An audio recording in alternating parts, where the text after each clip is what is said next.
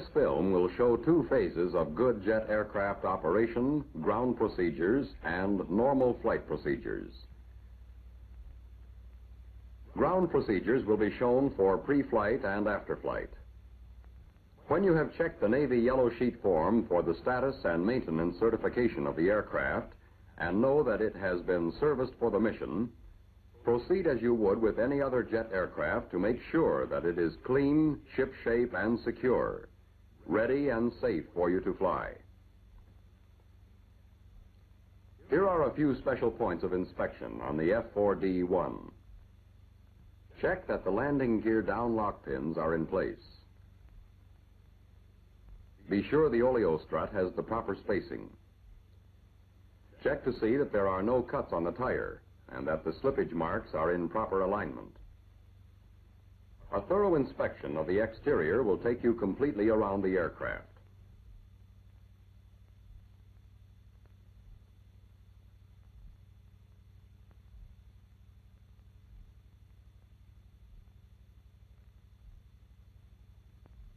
As you proceed around the starboard wing, check the slat for free movement.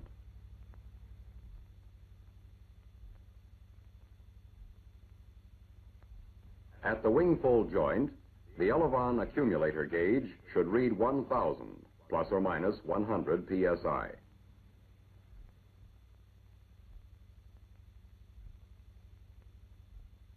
Check the outboard elevon for damage. The tail bumper air gauge should read about 225 psi, and the arresting hook gauge should show from 475 to 500 psi. Inspect the afterburner movable parts to make sure that none are loose. When you are sure the exterior is clean, undamaged, and safe for flight, you are ready to go topside. Before you sit down, remove the safety pin in the canopy remover initiator. No matter what other naval aircraft you have been flying, you will find a familiar cockpit layout, with flight instruments grouped on the main instrument panel. On consoles to the left and right of the pilot, the control switches, oxygen, and communication equipment are mounted conventionally. There's no waste space in this cockpit, so when you are connected up and fastened down, take time to make yourself comfortable.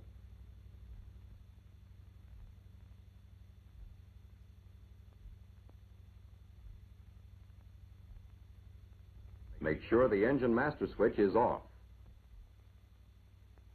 Then use external power or the aircraft battery to adjust the seat and rudder pedals.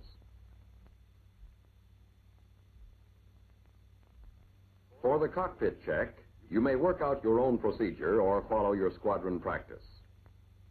Here are the special cockpit checks for the Skyray.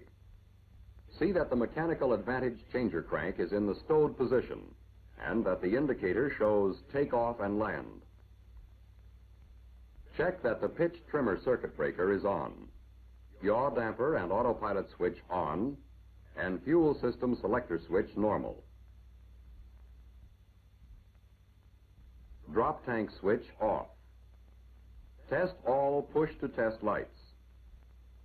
When you are ready to start the engine, check that both the external electrical source and air compressor starting unit are connected and operating properly, with fire guards standing by. The access ladder should be away. Turn the battery generator switch on and both generator switches on. Make sure the AC generator field switch is at guarded on. Let's watch a normal start. Turn the master engine switch on and depress the starter button. When the tachometer indicates 12 to 16% RPM, push the power control lever outboard momentarily to ignite, then move it to idle. Ignition will normally occur within 20 seconds after the power control lever is moved to idle, and then the engine should accelerate to 56 to 63% RPM. At idle RPM, the oil pressure should read between 40 to 50 psi. Tailpipe temperature should not exceed 630 degrees centigrade during acceleration.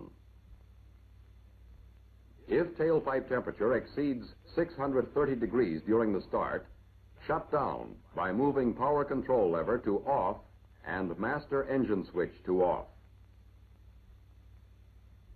Shut down if the engine fails to ignite within 20 seconds after the power control lever is moved to the idle position.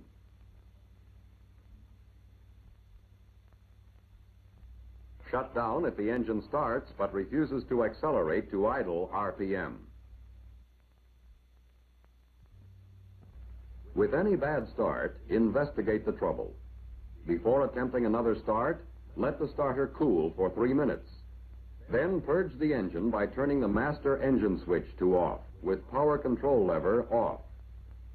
Depress the starter switch and crank for 10 to 20 seconds. Pull starter switch up to stop the cranking cycle.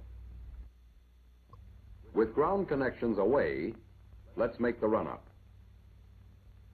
Both generator warning lights are off. Normal fuel boost pressure shows that there is AC current available to run the pumps. Check the hydraulic systems. First, unfold the wings, then operate the elevons for smooth, rapid response. If the pitch trimmers are operating, we know there is DC available. Also, check pressure at the flip-flop indicators on the main instrument panel. Check fuel quantity gauge operation with the test button.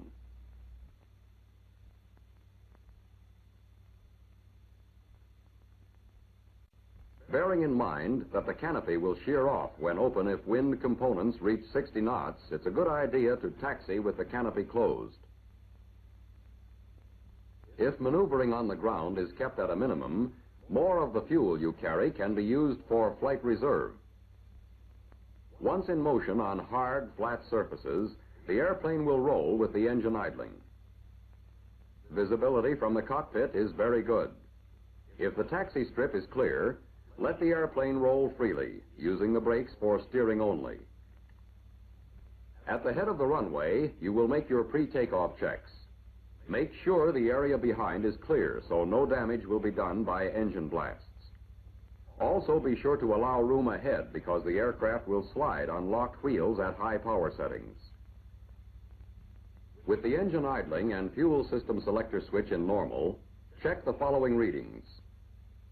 Tachometer 56 to 63% RPM. Tailpipe temperature 360 degrees centigrade maximum. Oil pressure 40 to 50 psi, 30 psi minimum. Fuel pressure 30 to 50 psi. Fuel failure warning light not glowing. Then switch the fuel system selector switch to manual and advance the power control lever toward military. If the TAC exceeds 80%, consider the manual position check a success.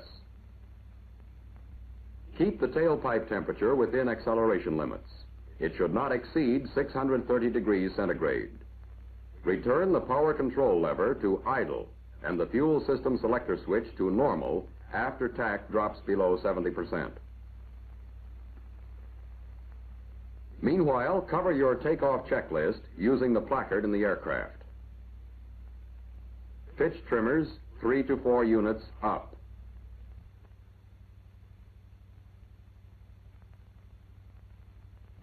Rudder trim 0.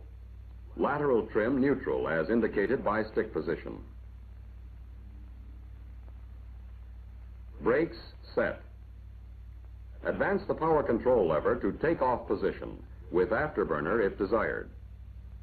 Release brakes before reaching military RPM or igniting afterburner.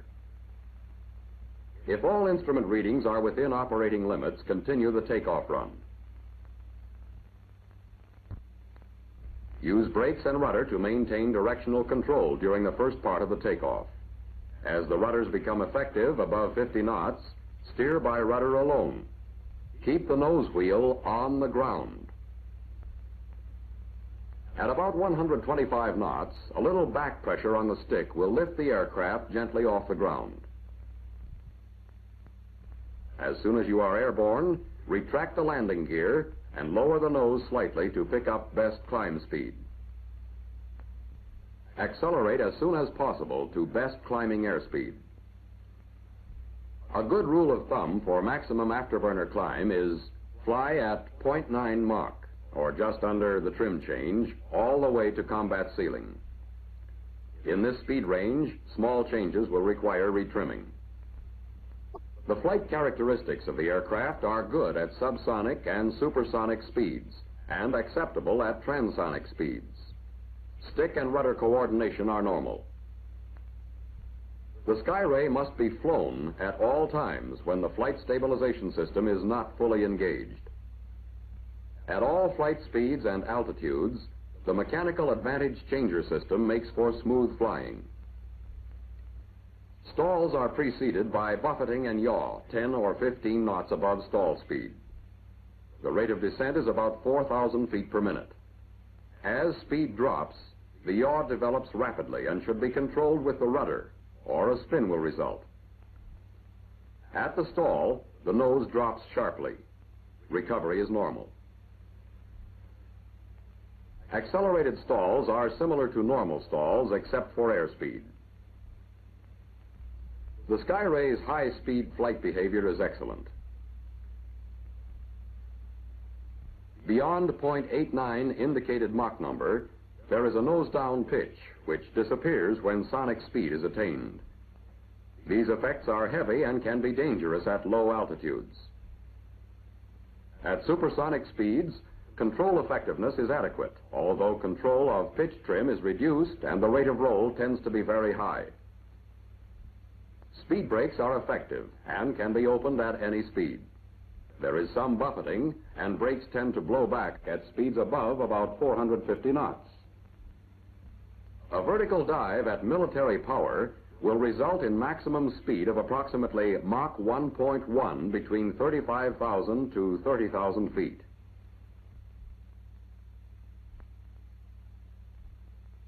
Bear in mind that recovery may cost as much as 20,000 feet of altitude. Allowable maneuvers are defined in the latest revision of the pilot's handbook. Be guided by the maximum permissible G's according to weight, airspeed, and altitude. At high speeds, the elevons can give rates of roll which overstress the aircraft.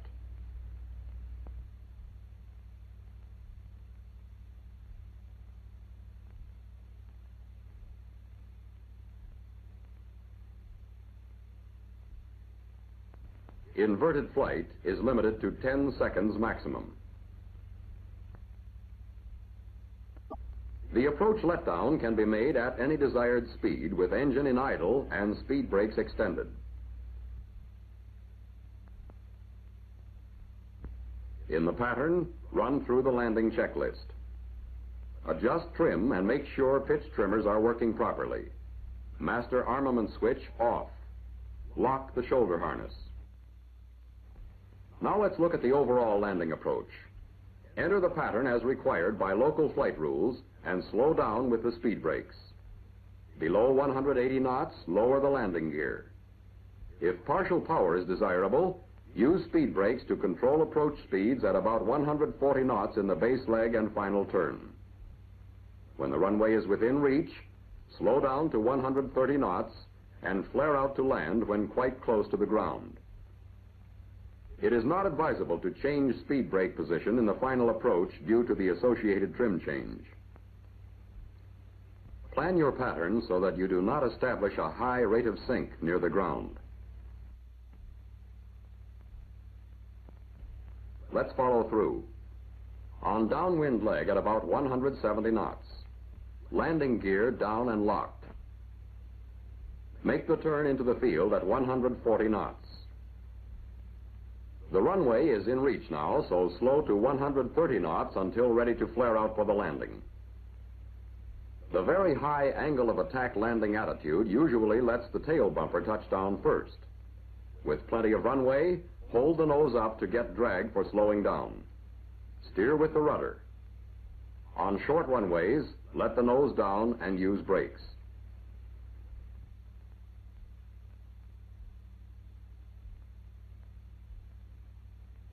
When rudder control fades at about 60 knots, apply the brakes as necessary to control the landing run.